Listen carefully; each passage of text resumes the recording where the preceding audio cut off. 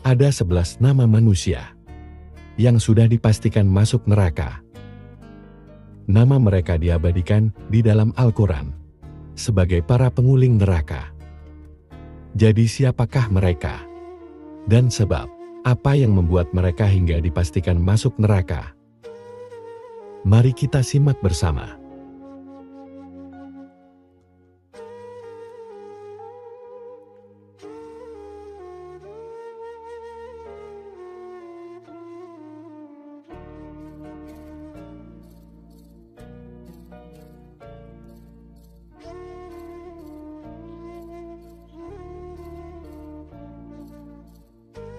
Semoga kalian semua selalu dalam lindungan Allah Ta'ala. Dan semoga rezeki dan urusan kalian selalu dilancarkan. Tuliskan hajat kalian di kolom komentar. Semoga apa yang kalian inginkan segera terwujud. Pada video kali ini, kita akan menelusuri lembaran-lembaran Al-Quran yang menyebutkan tentang 11 nama yang telah dipastikan tempatnya di neraka karena perbuatan dan sikap mereka di dunia. Ini adalah pengingat bagi kita semua untuk mengambil pelajaran dan berintrospeksi dari kisah mereka. Setiap nama yang akan kita sebutkan memiliki kisah yang dapat kita renungkan. Mereka adalah pelajaran bagi kita bahwa tidak ada yang luput dari keadilan di akhirat kelak. Siapa sajakah mereka? Dan apa pelajaran yang bisa kita ambil dari kisah mereka? Mari kita simak bersama.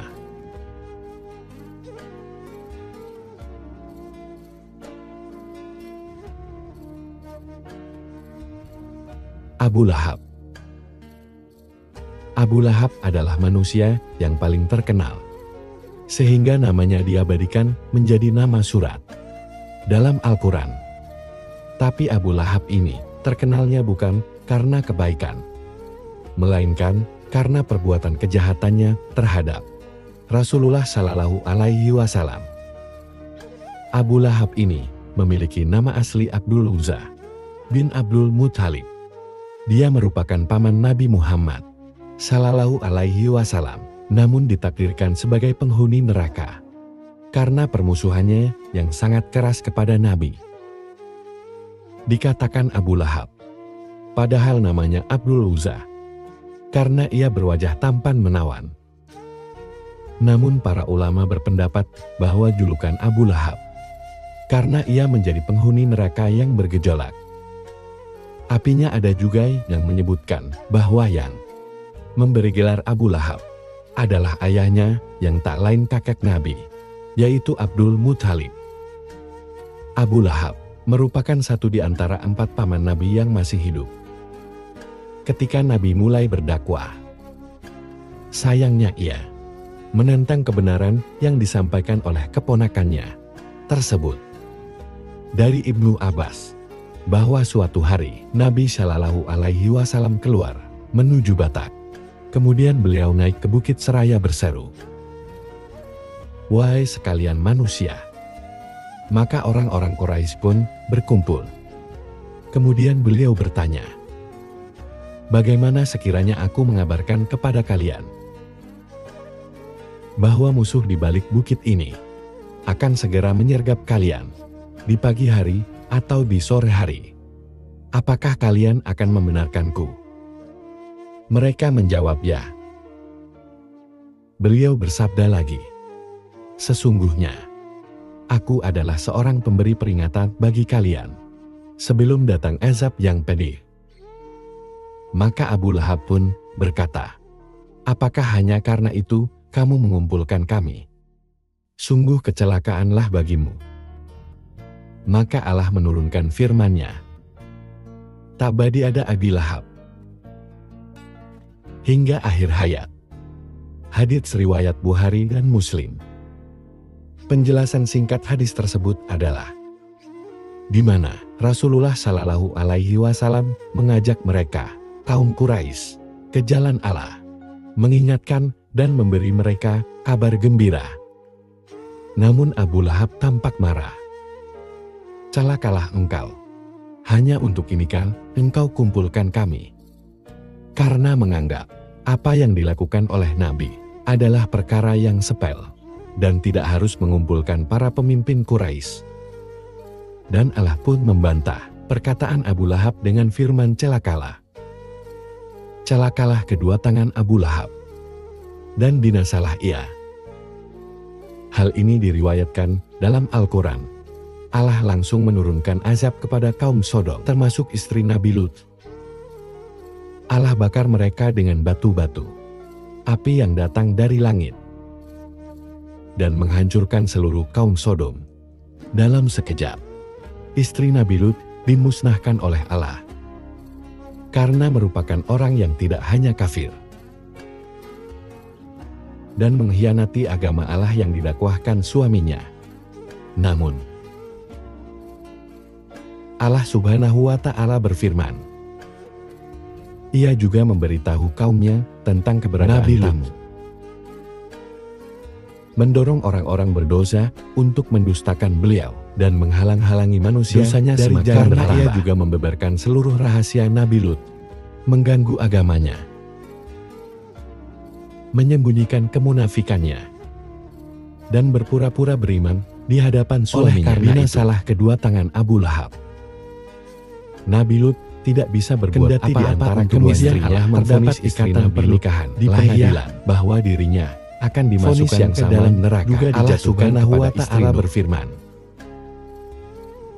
Allah membuat istri Nuh dan istri Lut sebagai perumpamaan bagi orang-orang kafir. Keduanya dan benar-benar binasa dia,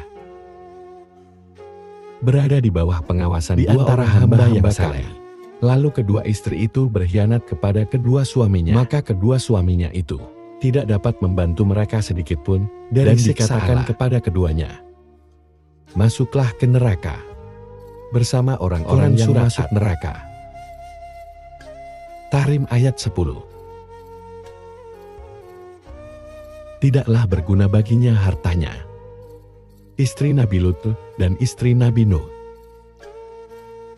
Semuanya divonis masuk neraka akibat pengkhianatan. Semoga Allah kedurhakaannya kepada sifat waliyah. Amin. Asyar. Asyar adalah ayah dari Nabi Ibrahim. Asyar adalah seorang pembuat patung berhala yang dijadikan sesembahan pada masa itu. Penduduk Babilonia merupakan penyembah berhala. Dan apa yang dia usahakan, termasuk Asyar, sebagaimana disebutkan dalam firman-Nya. Allah Subhanahu wa Ta'ala berfirman ketika Ibrahim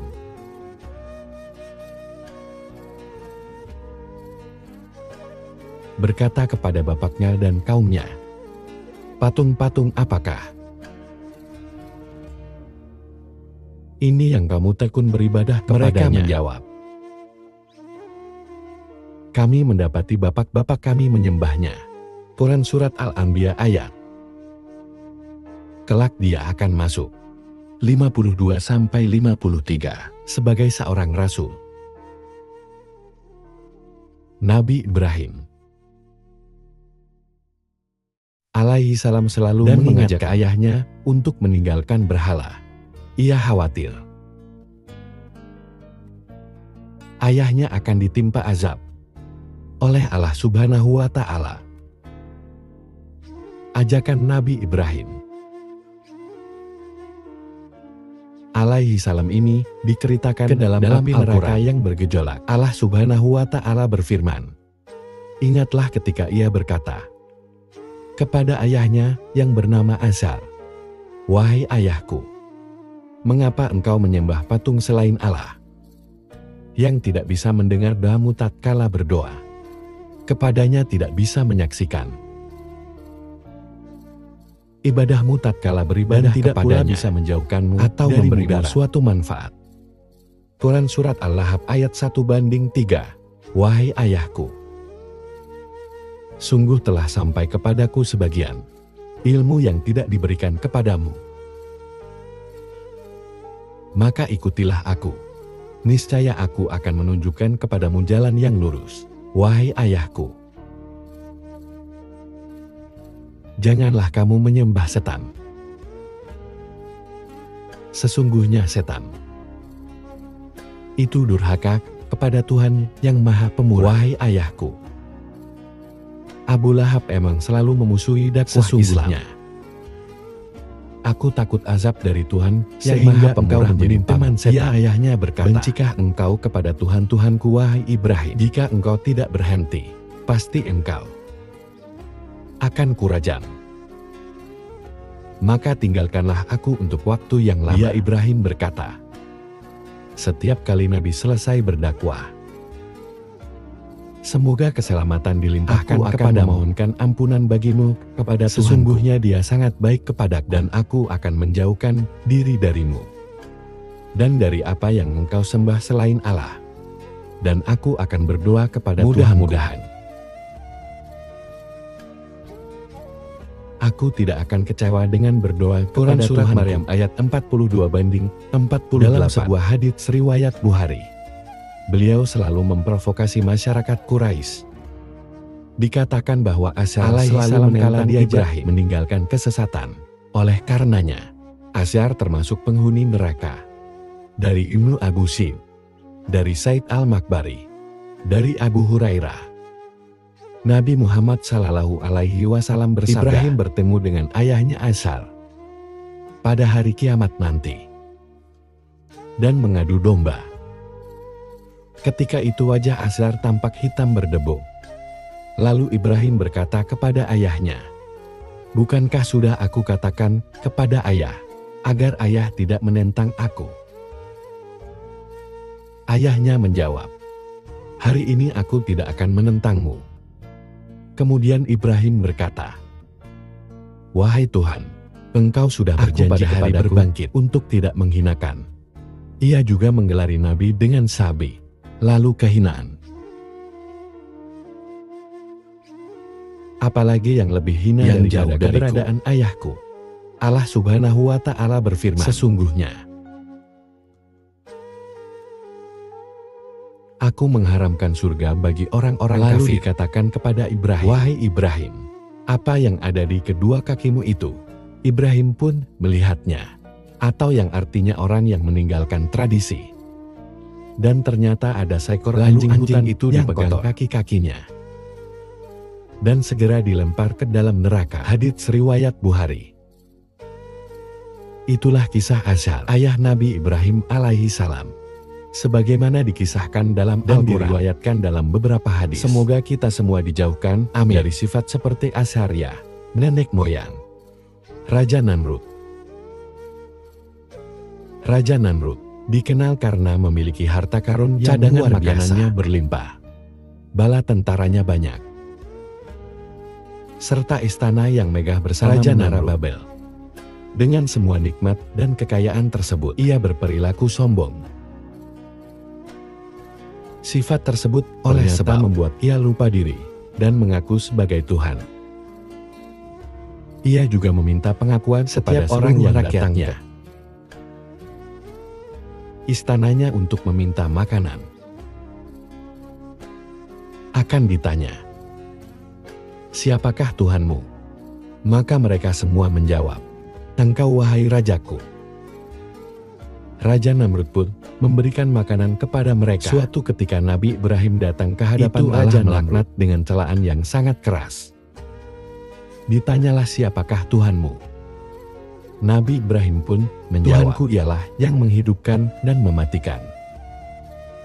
Raja Namrud kembali mengatakan, aku pun dapat menghidupkan dan mematikan. Maka Nabi Ibrahim meminta Raja Namrud untuk menerbitkan matahari dari barat, seperti yang dilakukan oleh Allah Subhanahu wa Ta'ala dalam Al-Quran. Allah Subhanahu wa Ta'ala berfirman, dan hina hingga hari kiamat tiba. Tidakkah kamu memperhatikan orang yang mendebat?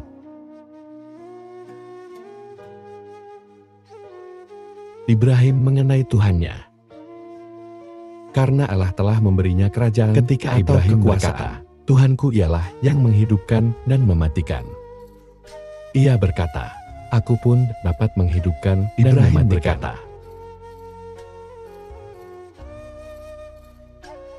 Allah menerbitkan matahari dari timur maka terbitkanlah ia dari barat. Hal tersebut terdapat dalam surat Al-Lahab. Maka bingunglah orang yang kafir itu. Allah tidak memberi petunjuk kepada orang-orang zalim. Quran Surat Al-Baqarah ayat 258. Mendengar Nabi Ibrahim menjawab itu, Raja Namrud hanya terdiam dan mengusirnya. Nabi Ibrahim pun pulang dengan membawa tangan kosong. Namun Allah Subhanahu wa Ta'ala memberikan rezeki tak terduga kepada Nabi Ibrahim. Ia mengubah sebuah kantong pasir menjadi makanan lezat dengan berbagai macam pilihan di dalam Al-Quran. Setelah hari itu, Raja Namrud pun gelisah. Allah Subhanahu wa Ta'ala pun mengutus malaikat dan mengajaknya untuk beriman kepada Allah. Hanya saja, lagi-lagi sifat sombongnya ia menyangkal kekuasaan Allah dengan berkata, memangnya ada Tuhan selain diriku? Malaikat utusan Allah pun datang hingga 2 kali. Tetapi Raja Namrud tetap tak mau beriman. Pada kali ketiga, malaikat datang dan ditolak oleh Raja Namrud. Malaikat pun berkata, kumpulkanlah seluruh bala tentaramu. Hingga 3 hari. Ia pun mengumpulkan seluruh tentaranya. Lalu Allah mengazabnya dengan mengirim jutaan nyamuk menuju bala tentara Raja Namrud. Saking banyaknya, Al-Lahab merupakan mukjizat Allah yang diturunkan. Sinar matahari pun tertutup oleh gerombolan nyamuk tersebut menghisap seluruh darah bala tentara Raja Namrud. Melihat itu, Raja Namrud pun lari dan bersembunyi ke ruangan khusus. Tetapi satu nyamuk mengikutinya dan masuk ke kepalanya melalui lubang hidungnya. Nyamuk itu terus menyiksa Raja Namrud selama 400 tahun atau selama ia berkuasa. Kepada Nabi. Dengan sifat sombongnya itu, Raja Namrud pun meninggal dunia dengan keadaan yang zalim, sekaligus azab yang pedih di neraka selamanya. Sungguh tragis kisah Raja Namrud. Semoga kita semua dijauhkan dari sifat sombong seperti Raja Namrud, amin. Wallahualam bishawab. Demikianlah yang bisa saya sampaikan tentang 11 manusia yang dipastikan masuk neraka dalam surat. Semoga kita semua selamat dari pedihnya azab neraka. Mari kita berlindung kepada Allah dan berusaha untuk selalu berbuat baik serta taat kepada Allah dan Rasul-Nya. Demikian yang bisa saya sampaikan. Selebihnya mohon maaf. Yang benar datangnya dari Allah. Dan mohon maaf bila ada kurang atau keliru. Itu datangnya dari saya pribadi selaku manusia biasa. Mengisahkan kecaman dan selalu dilancarkan rezeki dan segala urusannya. Semoga apa yang kalian inginkan segera terwujud. Sampai jumpa di video dan kisah-kisah menarik selanjutnya. Wassalamualaikum warahmatullahi wabarakatuh. Dan siksaan terhadap Abu Lahab, termasuk istrinya, berupa asap neraka yang kekal selamanya. Kematian Abu Lahab juga berakhir tragis. Ia mati setelah perang Badar. Ketika itu, dia tidak ikut serta dalam perang dan meminta Al-Asy bin Hisham untuk menggantikannya. Perang Badar berakhir dengan kekalahan pasukan kafir Quraisy. Sepekan setelah itu, Abu Lahab menderita sakit parah. Dia pun meregang nyawa.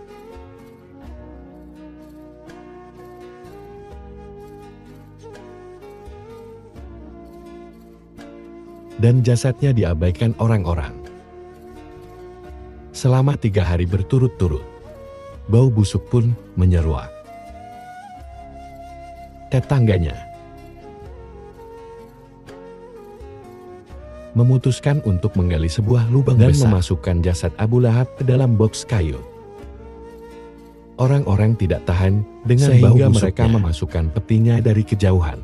Dikabarkan sampai kini, makamnya yang terletak di atas bukit bernama Jabal Abu Lahab, kota Mekah, masih mengeluarkan bau busuk yang sangat menusuk. Nauzubillah min zalik. Dari kisah Abu Lahab ini bisa kita ambil hikmah atau kekuasaan tanpa disertai keimanan tidak akan bermanfaat di akhirat kelak. Kita harus memiliki iman yang kuat dan percaya kepada Allah dan Rasul-Nya. Semoga kita semua dijauhi dari sifat Abu Lahab. Amin. Ummu Jamil. Apakah kalian tahu dengan sosok yang bernama Ummu Jamil? Siapa sih dia? Kok bisa namanya dipastikan masuk neraka dan apa penyebabnya? Ummu Jamil adalah istri dari Abu Lahab. Jadi gak hanya Abu Lahab aja yang dipastikan masuk neraka, tapi istrinya juga dipastikan masuk neraka. Istri Abu Lahab bernama Ummu Jamil binti Har. Ia merupakan wanita yang memiliki akhlak yang sangat buruk. Bahkan di dalam Al-Quran, ia mendapatkan gelar khusus Hamalah Al-Hatab, yang artinya wanita pembawa kayu bakar. Kata Hamid Ahmad At-Tahir dalam Hayah Ashabah Lil Anfal. Dalam buku sejarah terlengkap Nabi Muhammad Sallallahu Alaihi Wasallam karya Abdurrahman bin Abdul Karim diterangkan bahwa Abu Lahab dan istrinya merupakan tokoh Quraisy yang tidak pernah gencar untuk menyerang dakwah Nabi Muhammad Sallallahu Alaihi Wasallam. Kisah istri Abu Lahab juga diabadikan di dalam Al-Quran yang bunyinya, binasalah kedua tangan Abu Lahab, dan benar-benar binasa dia. Tidaklah berguna baginya hartanya dan apa yang dia usahakan. Kelak dia akan memasuki api yang bergejolak atau neraka. Begitu pula istrinya, pembawa kayu bakar atau penyebar fitnah. Di lehernya ada tali dari sabut yang dipintal. Quran Surat Al-Lahab ayat 1:5. Diceritakan dalam sumber yang sama, istri Abu Lahab sering memanggul kayu yang berduri dengan tali di lehernya dan diletakkan pada jalan-jalan yang biasa dilalui Nabi Muhammad Sallallahu Alaihi Wasallam pada malam hari, dengan niat agar Nabi Muhammad Sallallahu Alaihi Wasallam tertancap duri tersebut. Apabila melewatinya, lalu ia akan senang bila Nabi SAW menginjak kayu berduri itu sampai terluka. Selain itu, ia juga suka mengadu domba dan memfitnah agar orang-orang Mekah membenci Nabi Muhammad Sallallahu Alaihi Wasallam. Ia dijuluki sebagai pembawa kayu bakar karena dirinya yang suka membakar emosi, mengadu domba, dan menimbulkan kebencian orang-orang Mekah pada Islam. Ajalnya tidak jauh dari apa yang sering Ummu Jamil lakukan. Ia meninggal karena tercekik tali yang sering digunakannya untuk membawa kayu berduri untuk mencelakai Nabi Muhammad Sallallahu Alaihi Wasallam. Di akhirat kelak, ia akan disiksa juga dengan tali, seperti yang telah dijelaskan Allah Subhanahu wa Ta'ala dalam surat Al-Lahab sebelumnya, di mana tan tersebut terbuat dari api neraka jahanam yang sangat panas. Imam Ibnu Katsir dalam kitabnya Saat menafsirkan surat Al-Lahab menyebut, Mujamil kelak akan memanggul kayu bakar, lalu melemparkannya kepada suaminya agar api yang membakarnya bertambah besar. Mendengar dirinya dan suaminya Jamil akan langsung diazab marah di dan neraka, menemui Nabi Muhammad Sallallahu Alaihi Wasallam sambil membawa segenggam batu. Saat itu Nabi Sallallahu Alaihi Wasallam sedang duduk di masjid dekat Ka'bah bersama Abu Bakar As-Siddiq. Selagi Ummu Jamil sudah berada di atas Allah Subhanahu wa Ta'ala,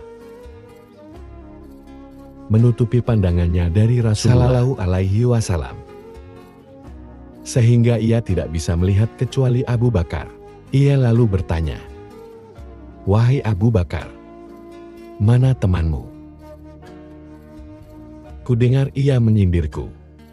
Andai kata aku melihatnya, tentu kutimpukan batu ini ke mulutnya. Setelah itu, Ummu Jamil pun pergi meninggalkan keduanya. Abu Bakar lantas bertanya kepada Rasulullah Sallallahu Alaihi Wasallam, "Tidakkah engkau melihatnya dan ia melihat engkau?" Beliau menjawab, "Ia tidak melihatku, karena Allah Subhanahu wa Ta'ala telah menutupi pandangannya, sehingga tidak bisa memandangku." Kebencian Abu Jamil yang begitu besar terhadap Rasulullah Sallallahu Alaihi Wasallam mengakibatkan dirinya mendapat balasan setimpal di akhir hayatnya. Sama seperti suaminya Abu Lahab, Ummu Jamil meninggal dalam keadaan yang tak kalah menyedihkan. Perempuan tua itu meninggal dalam perjalanan pulang saat membawa sikat kayu bakar. Kemudian tiba-tiba dia tertarik ke belakang oleh tali pengikat kayu dan meninggal dengan leher terbelit oleh tali.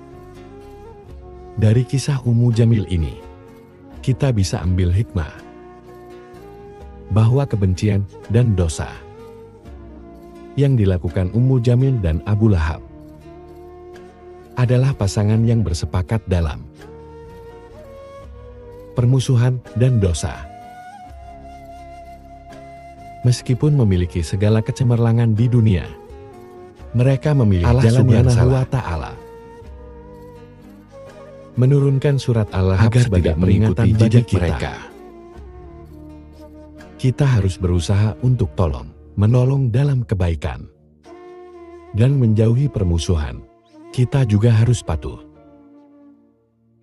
dan taat kepada Allah dan Rasul-Nya, dan tidak suka menebar fitnah serta adu domba seperti semoga yang kita semua dijauhkan dari sifat Ummu Jamil. Amin. Sebelum lanjut ke nama selanjutnya, alangkah baiknya untuk tekan tombol like, komen, dan subscribe agar kami lebih semangat merangkum dan membawakan info yang unik dan menarik untuk kalian semua. Firaun adalah raja Mesir yang zalim dan durhaka pada zaman Nabi Musa alaihi salam. Dikenal sebagai salah satu manusia paling bejat yang pernah diciptakan Allah. Bahkan iblis yang sangat membangkang kepada masih Allah mengakui Allah itu Tuhannya. Ia malah menyebut dirinya sendiri sebagai Tuhan siapa saja yang tidak menyembahnya. Kisahnya juga diabadikan di dalam Al-Quran berfirman, maka dia Firaun mengumpulkan pembesar-pembesarnya, lalu bersuruh memanggil kaumnya, seraya berkata, "Akulah Tuhanmu yang paling tinggi." Quran Surat An-Nazi'at ayat 20 dari ayat yang kita sebutkan barusan menunjukkan tingkat kesombongan Firaun yang luar biasa. Kisah Firaun ini menjadi sangat penting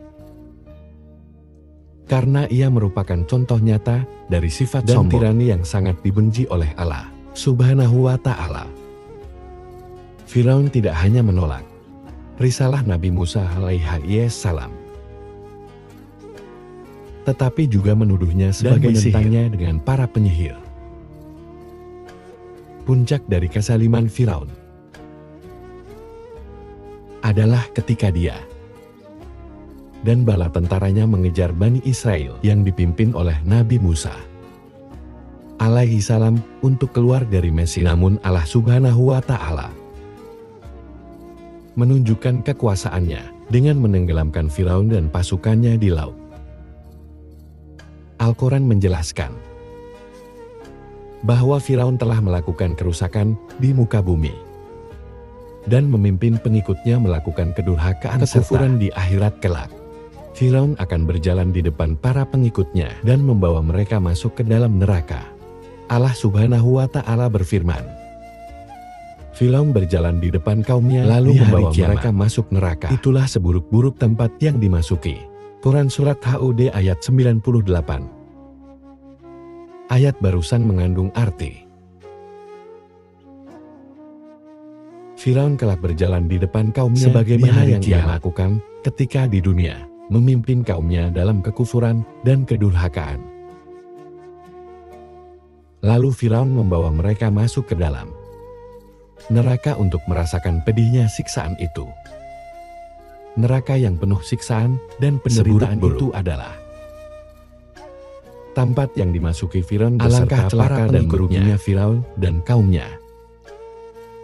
Karena neraka itu seburuk-buruk tempat yang didatangi. Bahkan sejak mereka meninggalkan dunia ini, tiap hari pagi dan petang, neraka itu selalu ditampakkan kepada mereka. Sebagaimana firman Allah Subhanahu wa Ta'ala, maka Allah memeliharanya dari kejahatan, tipu daya mereka. Sedangkan Firaun beserta kaumnya dikepung oleh azab yang sangat buruk. Kepada mereka diperlihatkan neraka pada pagi dan petang, dan pada hari terjadinya kiamat. Lalu kepada malaikat diperintahkan, masukkanlah Firaun dan kaumnya ke dalam azab yang surat sangat keras ayat sampai 45. Dari kisah Firaun ini, kita bisa mengambil hikmah bahwa kekuasaan dan kesombongan, apalagi menganggap dirinya sebagai Tuhan, bisa menghantarkan Firaun kepada kebinasaan. Setinggi apapun kekuasaan jika kita bertindak di luar batas syariat, akan mengakibatkan hal yang bisa membinasakan. Seperti yang terjadi pada Firaun, ia ditenggelamkan bersama kaumnya. Ini mengingatkan kita bahwa keadilan Allah akan terjadi di dunia maupun di akhirat. Semoga kita semua terhindar dari sifat Firaun. Amin. Haman merupakan seorang menteri penasihat yang hidup pada zaman pemerintahan Raja Firaun, bahkan ia adalah pembantu yang sangat dekat. Ia adalah pembuat piramida yang menjadi keajaiban dunia. Hasil karya tersebut manusia dari Allah menjauhkan. Hasil buatan Haman tersebut mendorong kekuatan Firaun untuk semakin berkuasa. Haman merupakan seorang profesionalisme yang ada di belakang kekuasaan Firaun. Ia hanya berpijak pada logika dan hawa nafsunya, sehingga seruan Musa untuk percaya bahwa semuanya milik Allah tidak bisa dia lakukan.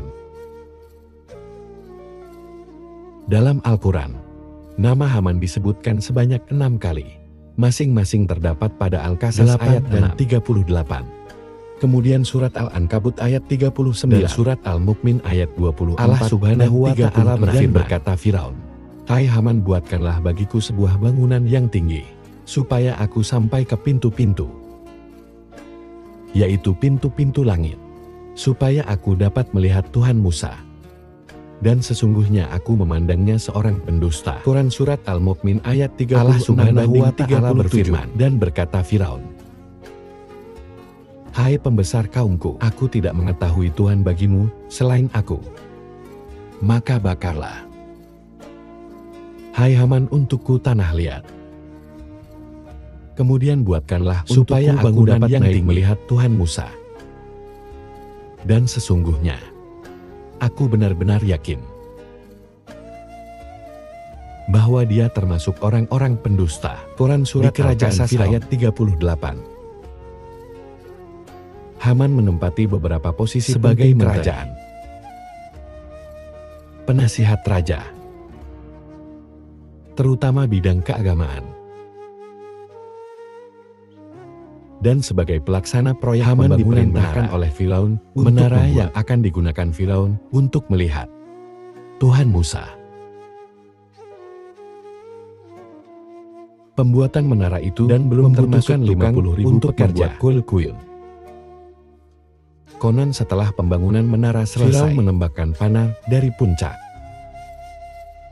menara untuk mengalahkan Tuhan Musa. Firaun berbohong kepada Musa bahwa Tuhannya telah mati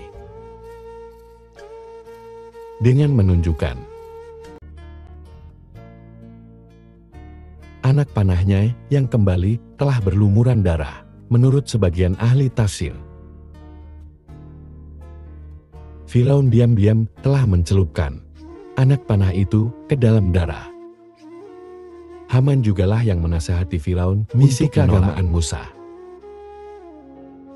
Pada peristiwa pelarian Bani Israel dari Mesir, Haman tenggelam bersama Firaun dan tentaranya dari Haman. Ini merupakan kezaliman, karena ia tidak percaya pada Allah Subhanahu wa Ta'ala, melainkan percaya bahwa pemikirannya lah yang paling benar. Di akhir hidupnya, ia mendapat azab yang sama seperti Firaun. Karena ia ikut mengejar Nabi Musa, itulah Haman dipastikan masuk neraka karena mengikuti Firaun. Seperti yang sudah dijelaskan sebelumnya dalam bahwa kaum pengikut Firaun akan disiapkan tempat bagi mereka, yakni neraka. Dari kisah Haman ini, kita juga bisa mengambil hikmah.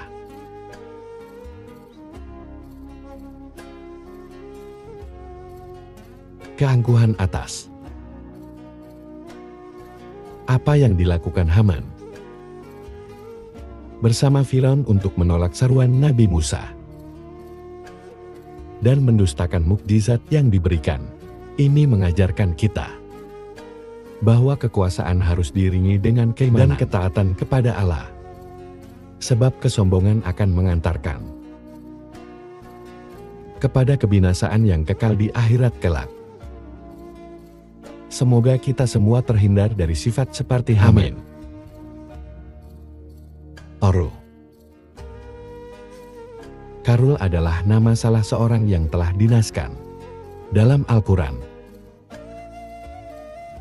sebagai karena sikap kesombongannya dan kebahilannya. Karul adalah nama salah seorang anak paman Nabi Musa alaihi salam yang dikaruniai oleh Allah kekayaan yang melimpah ruah, yang tiada bandingannya. Namun ia tidak mengaku bahwa kekayaan dari melimpah ruah. Akan tetapi kekayaan yang melimpah ruah itu birahinya, berkat usahanya, kepandaiannya dalam berdagang. Al-Quran menggambarkan bahwa kekayaan Karun itu tiada tandingannya. Kuncinya gudang-gudang saja. Tidak seorang pun yang kuat memikulnya, karena terlalu banyak. Namun malang bagai Karun. Kekayaannya yang melimpah ruah, itu membuat dirinya sombong, bahil kejam serta berbuat zalim. Bahkan kufur kepada Allah. Maka dari itulah Karun termasuk salah satu orang yang dinas oleh Allah Subhanahu wa Ta'ala sebagai penghuni neraka.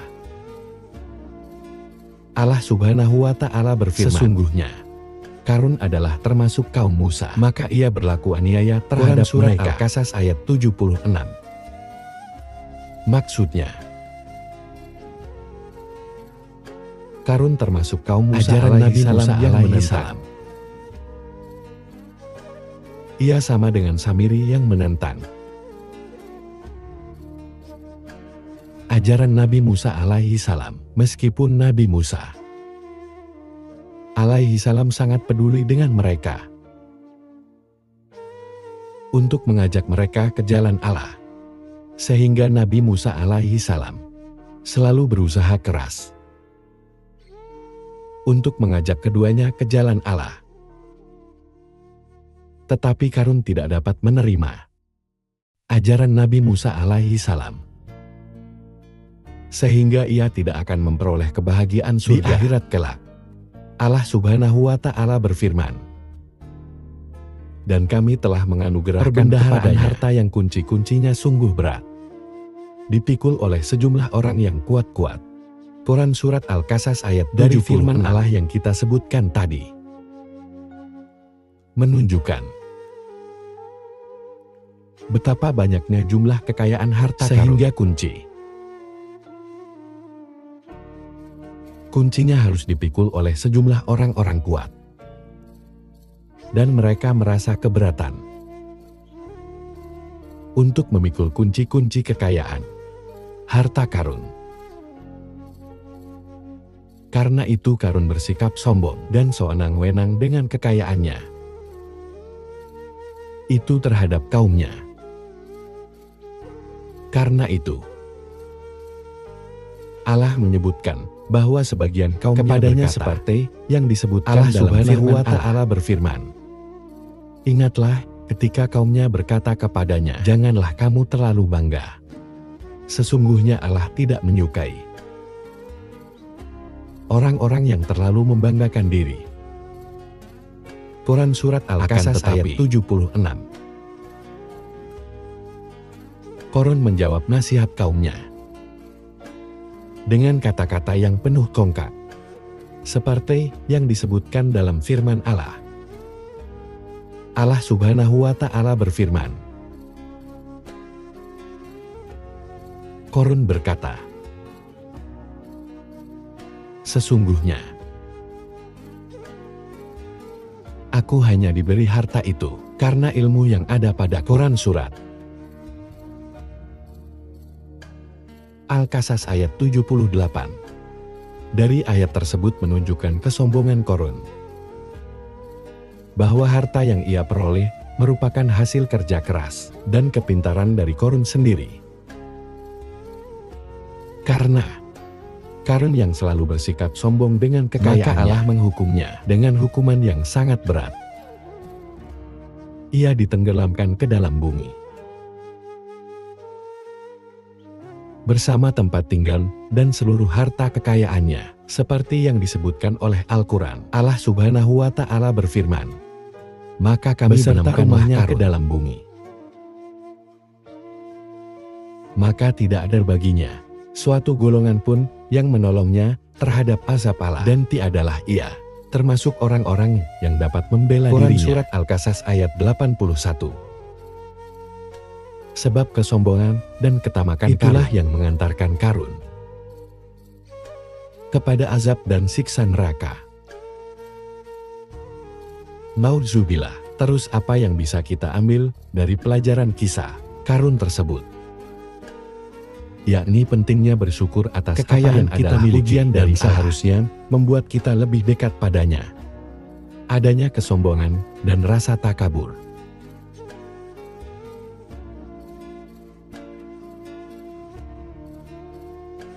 hanya akan menjauhkan kita dari kebahagiaan sejati. Kisah Qarun juga mengingatkan kita untuk tidak terlalu ambisi terhadap dunia dan harta benda, kekayaan dan kemewahan. Dunia hanyalah sementara, sedangkan kehidupan akhirat adalah yang abadi. Karena semua yang kita miliki di dunia hanyalah titipan. Oleh karena itu, kita harus memprioritaskan kebaikan dan amal saleh dalam setiap tindakan dan perilaku kita. Kisah Qarun juga mengajarkan kepada kita pentingnya menjaga hati dan niat kita. Kebaikan yang kita lakukan seharusnya dilandaskan pada niat yang tulus, bukan untuk mencari pujian dengan menjaga hati dan niat kita. Kita dapat mencegah diri kita dari sikap sombong dan ria yang akan merusak kebaikan yang kita lakukan. Semoga kita semua terhindar dari sifat seperti Qarun ya. Qabil. Qabil juga merupakan salah satu manusia yang dipastikan akan masuk neraka atas perbuatan yang ia lakukan semasa hidup. Kisah yang paling terkenal adalah ketika membunuh saudaranya Habil. Habil dan Qabil adalah kedua putra Nabi Adam diperintahkan oleh Adam alaihi salam lewat wahyu Allah untuk mengadakan kurban dari hasil pertaniannya atau peternakannya. Dari hasil persembahan kurbannya itu, Habil diterima kurbannya. Sedangkan persembahan dari Qabil ditolak, sebab Qabil sewaktu mempersembahkan kurbannya dipilihkan dari barang-barang yang terjelek. Sedangkan Habil diambilkan dari barang-barang yang baik. Itu, Qabil menaruh dendam kepada Habil dan berencana untuk membunuhnya.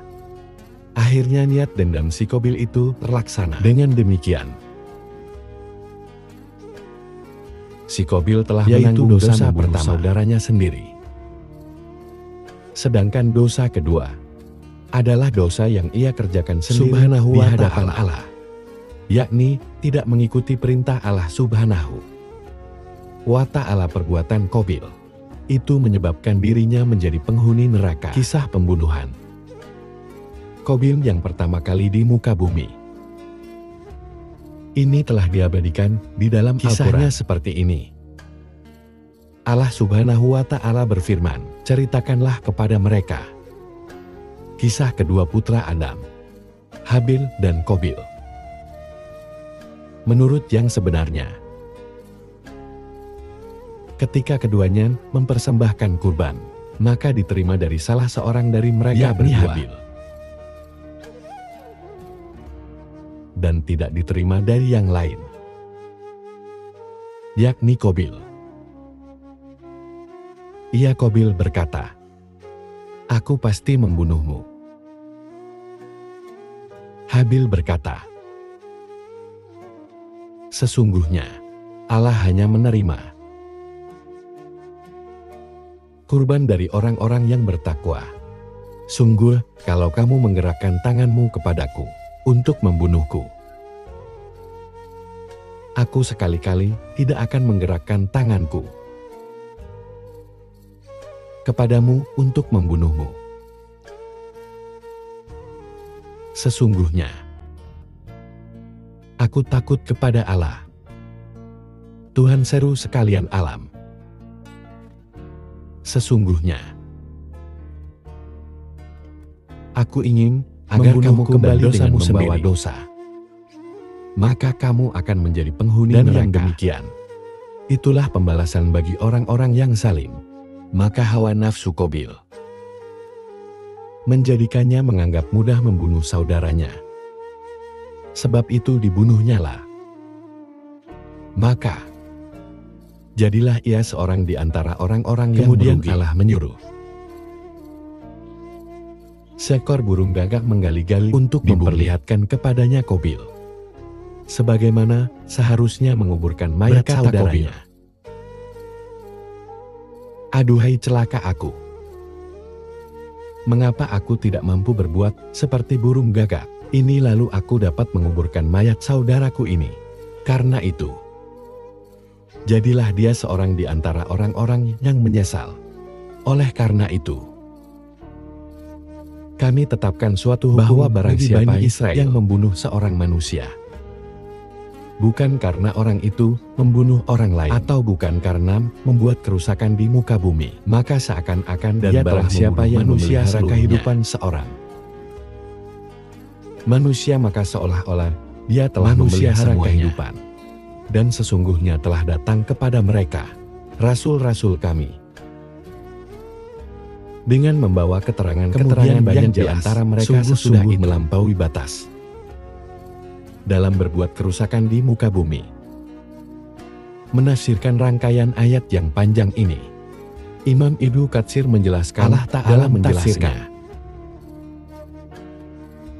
buruknya akibat kejahatan, kedengkian,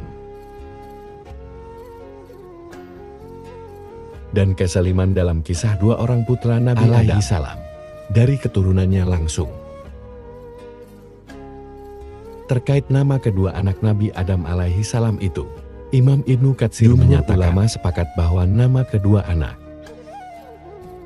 Adam itu adalah Qabil dan Habil. Semoga kita semua bisa mengambil pelajaran dari kisah. Dan kita semua terhindar dari sifat Qabil, amin. Kan'an. Kan'an adalah putra dari Nabi Nuh.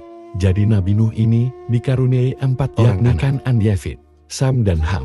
Dari keempat putranya, Kan'an merupakan anak tertua. Dan salah satu yang durhaka kepada ayahnya sendiri. Kan'an menyembunyikan kebenciannya kepada ayahnya serta pastiba waktunya bencana akan datang, karena yang kafir itu tak mau ikut. Meski sang ayah telah memintanya, Allah Subhanahu wa Ta'ala membongkar kemunafikannya serta tidak memasukkannya ke dalam golongan yang selamat. Saat Nabi Nuh mengumpulkan umatnya, kemudian bahtera Nabi Nuh mulai berlayar. Beliau teringat akan putra tertuanya yaitu naik ke bahtera bersama pengikutnya yang lain, namun dengan angkuhnya Kan'an justru menolak dan tetap pada pendiriannya. Tidak ingin beriman kepada Allah, Kan'an tak mau masuk ke dalam kapal dan tetap ingin menyelamatkan diri menuju puncak sebuah gunung. Kisahnya ini diabadikan di dalam Al-Quran. Allah Subhanahu wa Ta'ala berfirman, dan bahtera itu berlayar membawa mereka dalam gelombang laksana gunung. Dan Nuh memanggil anaknya, sedang anak itu berada di tempat yang jauh terpencil. Hai anakku, naiklah ke kapal bersama kami, dan janganlah kamu berada bersama orang-orang yang kafir. Anaknya menjawab, aku akan mencari perlindungan ke gunung air bah yang dapat memeliharaku dari. Nuh berkata, tidak ada yang melindungi hari ini dari azab Allah. Selain Allah saja yang Maha Penyayang. Dan gelombang menjadi penghalang antara keduanya. Maka jadilah anak itu termasuk orang-orang yang ditenggelamkan. Quran Surat HOD ayat barusan menjelaskan 43. Kecintaan Nabi Nuh pada sang putra ditunjukkan bahkan ketika air bah mulai meninggi. Nabi Nuh terus membujuk agar putranya mau naik ke atas bahtera.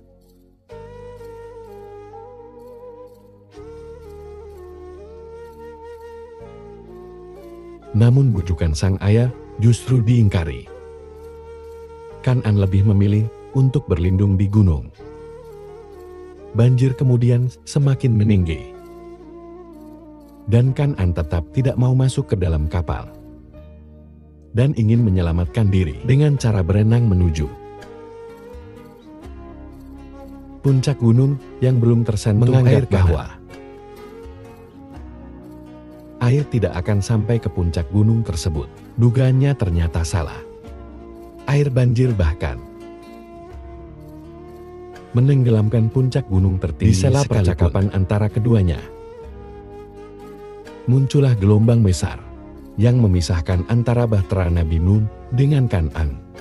Seketika Kan'an lenyap dari penglihatan Nabi Nuh. Nabi Nuh berusaha mencari keberadaan putra sulungnya, akan tetapi sia-sia. Sebagai seorang ayah, beliau sangat darah dagingnya, karena putra yang amat disayanginya tenggelam oleh azab Allah. Pada saat keadaan Nabi Nuh sempat memohon kepada agar putranya diselamatkan. Karena Nabi Nuh mengingat bahwa Allah telah menjanjikan keselamatan bagi seluruh keluarganya.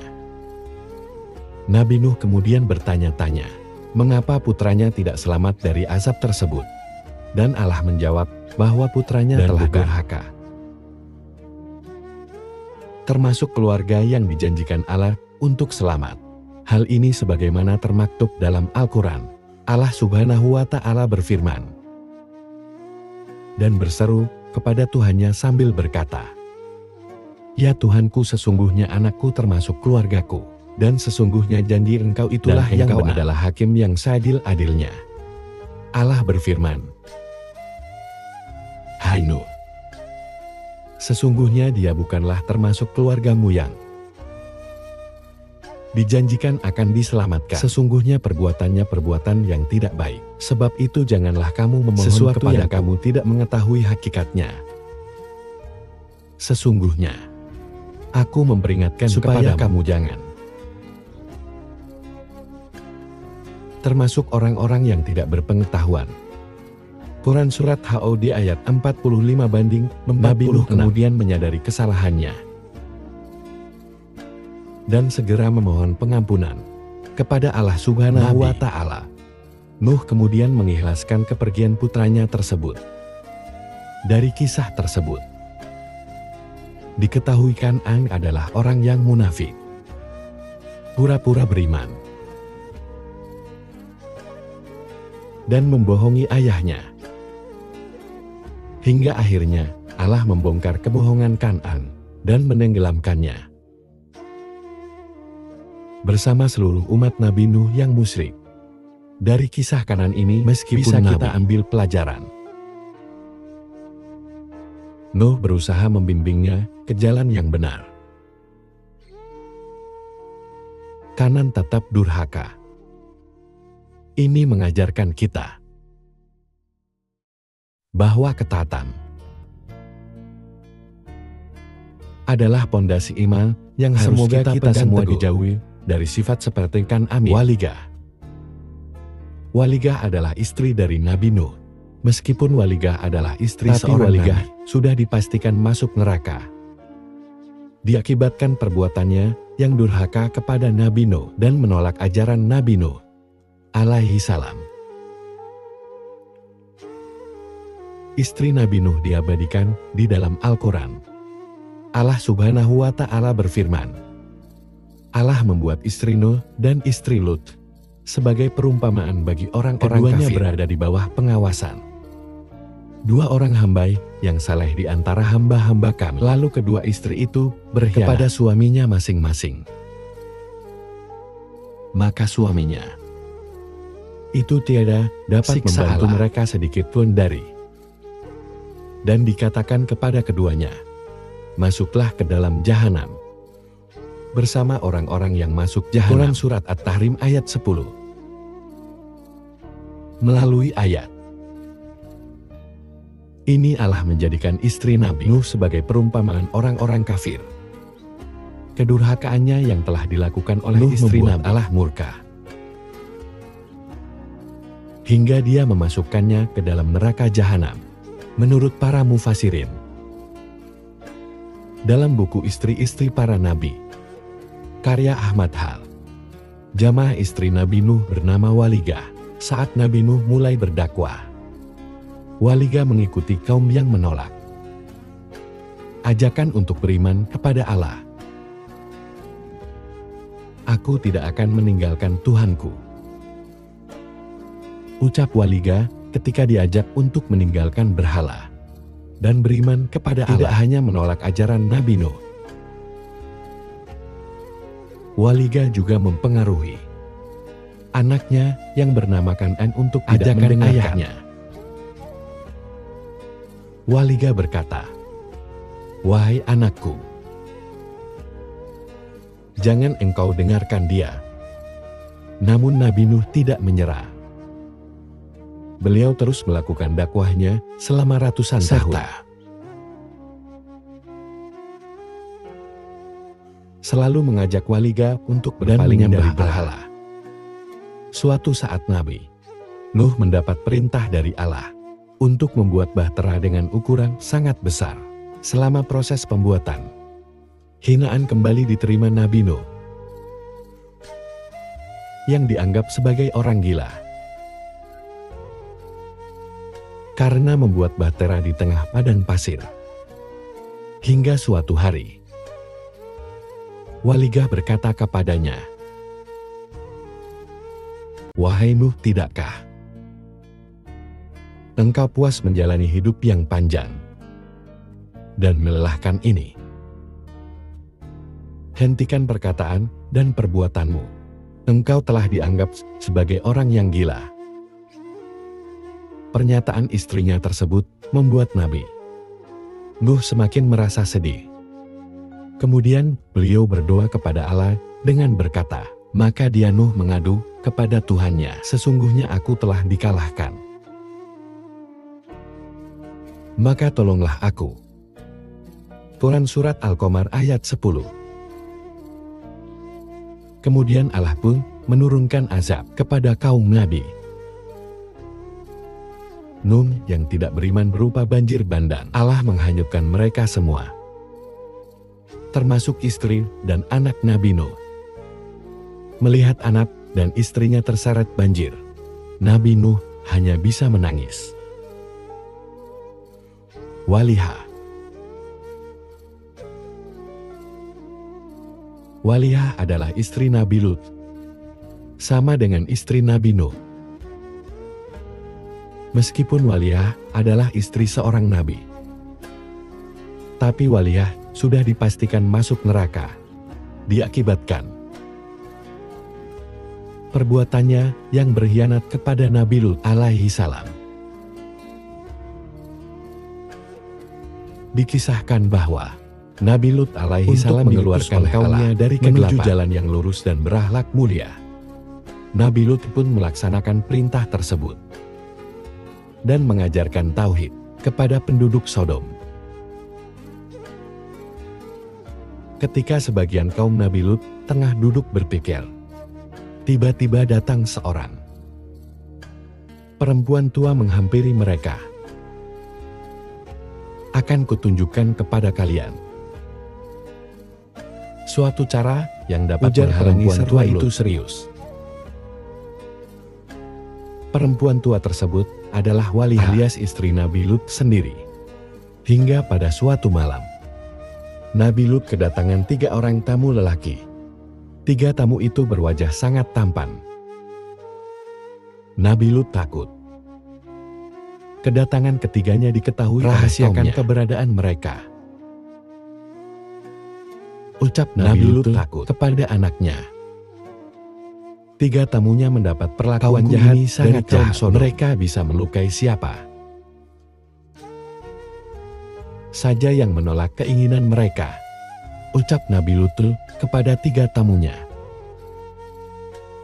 Tenang saja. Wahai Nabi Lut, kami adalah malaikat yang diutus oleh Allah untuk mengabarkan azab kepada kaum Sodom, kata salah seorang lelaki itu. Nabi Lut kaget. Ternyata 3 tamu itu adalah 3 malaikat. Ajaklah keluarga dan pengikutmu meninggalkan kampung. Ini Allah akan menurunkan azab kepada kaum Sodom. Lanjut malaikat. Istri Nabi Lut Tiang mengetahui bahwa suaminya kedatangan 3 pria tampan. Langsung mengabarkannya kepada kaum Sodom. Ternyata istri Nabi Lut mendukung perbuatan keji kaum Sodom. Mereka sangat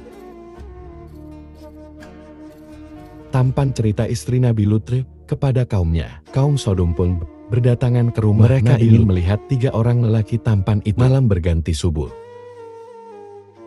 Nabi Lut keluarganya dan para pengikutnya pun mengikuti perintah Allah